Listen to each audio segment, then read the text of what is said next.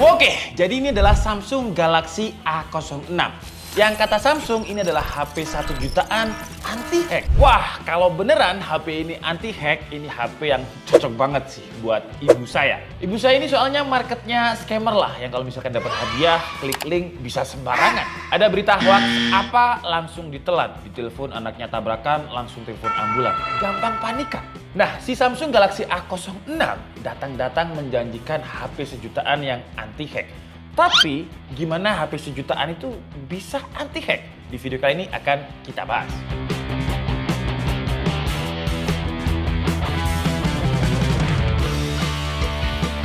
Buat yang udah pakai HP flagshipnya Samsung, seharusnya nggak asing sih sama fitur privacy dan juga security ini yang disebut dengan Samsung Knox.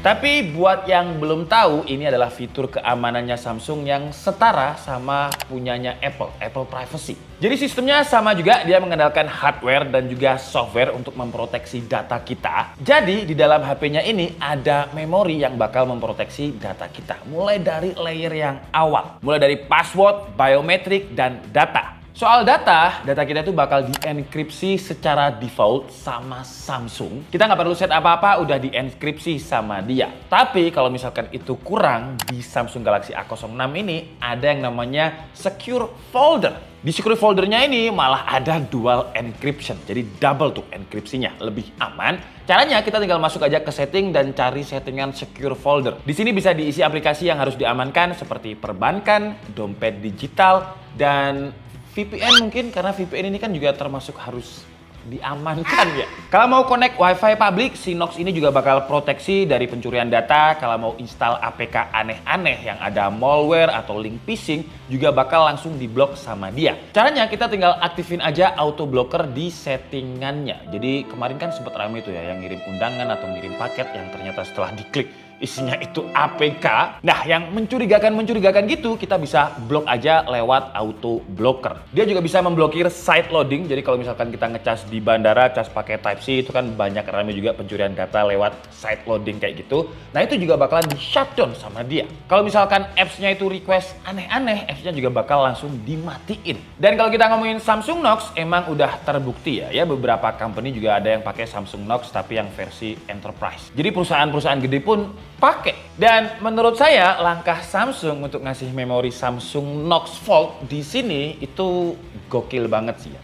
Karena ya mohon maaf, tapi marketnya scammer, marketnya hacker itu memang biasanya ada di pasar entry level, harga sejutaan gini. Tapi bedanya sih untuk yang seri entry level ini, untuk software update-nya dia dapat 2 tahun dan untuk security update-nya dapat 4 tahun. Kalau yang flagship-nya kan security update itu bisa sampai 7 tahun. Tapi untuk HP sejutaan dapat security update 4 tahun itu juga udah gokil banget. Selain fitur Samsung Knox, OS-nya juga udah pakai One UI versi 6.1 yang bukan versi Lite atau bukan versi Core. Jadi ini versi full One UI. Mungkin karena kalau versi Core Samsung Knox-nya nggak bisa jalan ya. Karena versi full ya fitur-fitur One UI-nya dapat kayak modes and routines, Pirate Epson, battery protection buat memperpanjang umur baterai ada juga. Dan karena Samsung Knox ini harus ada security-nya, jadilah Samsung Galaxy A06 ini HP termurahnya Samsung yang ada fingerprint-nya. Dulu di Samsung Galaxy A05 belum ada.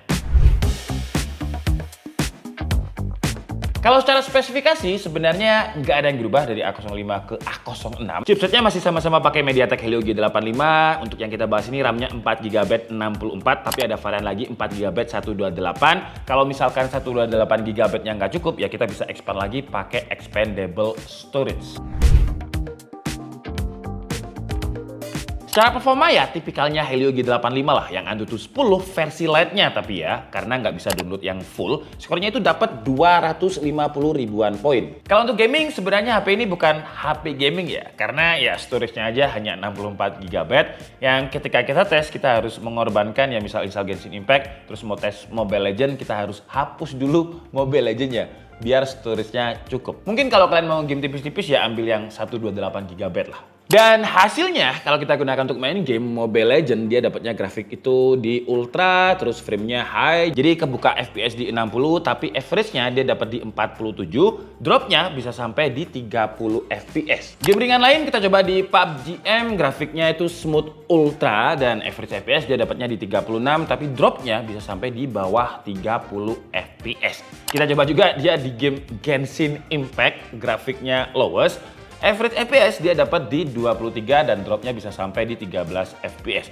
Walaupun kita usahain untuk pakai cooling, untuk game Genshin Impact average-nya nambah sekitar 5 FPS, memang jadi 28 FPS, tapi dropnya bisa sampai di 17 FPS. Jadi nggak nyaman untuk main game Genshin Impact. Kecuali kalian nggak apa-apa dengan nge-lag-nya. Tapi ketika kita coba untuk main game Genshin Impact selama sekitar hampir 20 menit, untuk suhu di bagian depannya ya relatif nggak anget sama sekali ya, karena bagian depan itu cuma 38,3 derajat Celcius, belakangnya 40,2 derajat Celcius. Untuk record video 1080p 60 fps selama 30 menit, bagian depannya itu 41,1, belakangnya 42,6 derajat Celcius. Karena sekali lagi memang chipsetnya ini nggak butuh daya yang gede, jadi dia lebih efisien, yang hasilnya baterainya bisa awet. Ngomongin baterai, si Samsung Galaxy A06 ini punya kapasitas baterai 5000 mAh, ya standar sih. Dan untuk daya tahan baterainya, kita coba Genshin Impact selama 30 menit berkurang 12%, PUBG 30 menit berkurang 9%, TikTok, YouTube, dan juga Netflix 30 menit berkurang sekitar 5%. Iya, kalau dibilang awet enggak, tapi cukup lah. Untuk record video tadi selama 30 menit dia berkurang 9%. Kalau untuk waktu pengecasannya, sebenarnya untuk harganya dia lumayan dapat fast charging yang lumayan 25 watt, tapi sayangnya kalau masih dibilang nggak ada adapter, jadi kita harus beli sendiri. Dan kalau kita gunain untuk ngecas pakai charger orinya Samsung ya, 0 ke 50% itu butuh waktu sekitar 31 menit. Kalau 0 ke 100% butuh waktu sekitar 1 jam 53 menit, hampir 2 jam.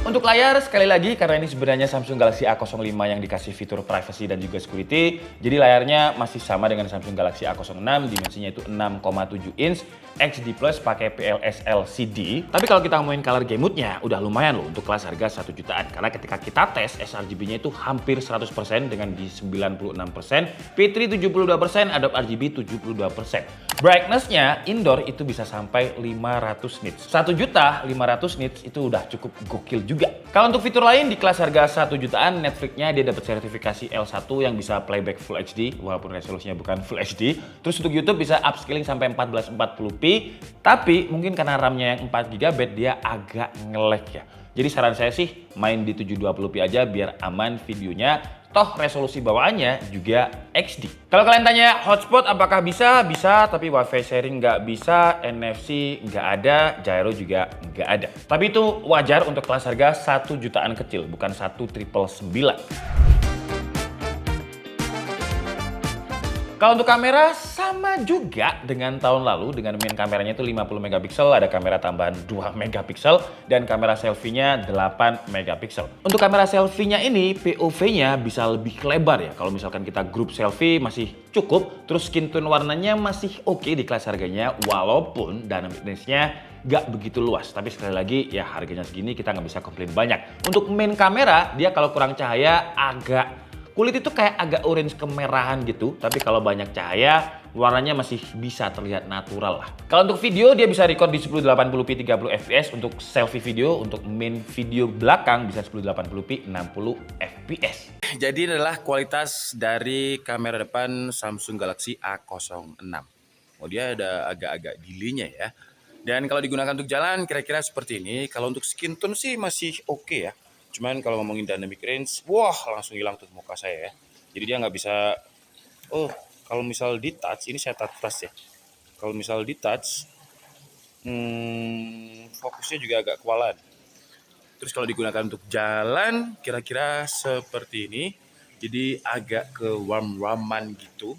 Dan kalau digunakan untuk muter-muter, ya karena dia 30 fps, jadi starter sih. Kalau untuk kamera belakangnya, dia harusnya lebih smooth karena dia Full HD 60 fps dan kira-kira seperti ini kualitasnya kalau kita gunakan untuk ngevlog pakai kamera belakang. Ini saya gunakan untuk jalan mundur, habis itu saya jalan maju, ya kira-kira kestabilannya kayak gini. Kalau misalkan dynamic range dengan langit kira-kira seperti ini, karena saya nggak bisa lihat ya. Dan kalau saya gunakan untuk muter-muter untuk lihat bagian belakang apakah ada motion blur, harusnya lebih tipis dibandingkan kamera depan tadi. Karena ini kan 60 fps. Terus saya coba untuk lari-lari dikit. Nah, ini kalau misalkan digunakan, apakah ada gempa? Coba kalian tulis di kolom komentar ya. Kesimpulannya, ya sebenarnya si Samsung Galaxy A06 ini adalah Samsung Galaxy A05 yang dikasih fitur-fitur privacy dan juga security dengan Samsung Knox. Basically itu ya kayak cuma ganti desain aja dengan desain yang masih ciri khasnya A05 kok. Cuma beda warna dan teksturnya juga bergaris-garis sama kayak A05. Bagian depannya juga masih tebal, dagu dan juga water drop selfie-nya. Dengan harga sejuta, emang secara spek sama, kamera juga sama, tapi Samsung ngasih fitur security yang biasanya ada di HP flagship. HP sejutaan loh ini ya. HP sejutaan, ya marketnya, maaf ya. Biasanya ya orang-orang tua yang dibeliin sama anaknya, driver ojol yang di dalamnya ada dompet digital sebagai perbankannya, admin sosmed yang sebenarnya data-datanya juga penting, terus kasir FNB yang juga ada data penting di sana. Cuman biasanya ya tipikal orang Indo ya buat admin aja HP yang murah-murah aja lah, ya buat ngojol aja HP yang murah-murah aja lah, ya buat ibu aja karena ibu nggak macam-macam HP yang murah-murah aja lah. Biasanya seperti itu. Padahal kalau kita ngomongin HP yang sejutaan, kebanyakan ya fitur security-nya itu nggak ada. Dan Samsung menurut saya, walaupun nggak ada upgrade yang signifikan secara hardware dari A05 ke A06, tapi untuk ngasih Samsung Knox yang biaya maintenance, biaya servernya itu mahal di HP entry level, menurut saya itu adalah langkah yang pinter sih. Jadi walaupun sekarang ya bakalan tetap HP admin yang murah-murah aja lah, tapi A06 aja yang ada fitur privacy dan security-nya biar data perbankan, digital dan juga data perusahaan itu aman walaupun dipegang sama admin. Dan sejauh yang saya tahu sih belum ada HP entry level sejutaan yang punya fitur privacy dan security dengan Samsung Knox, dengan selevel Samsung Knox. Kayaknya belum ada deh. Saya Dika Sabudi and see you on the next video. Bye-bye!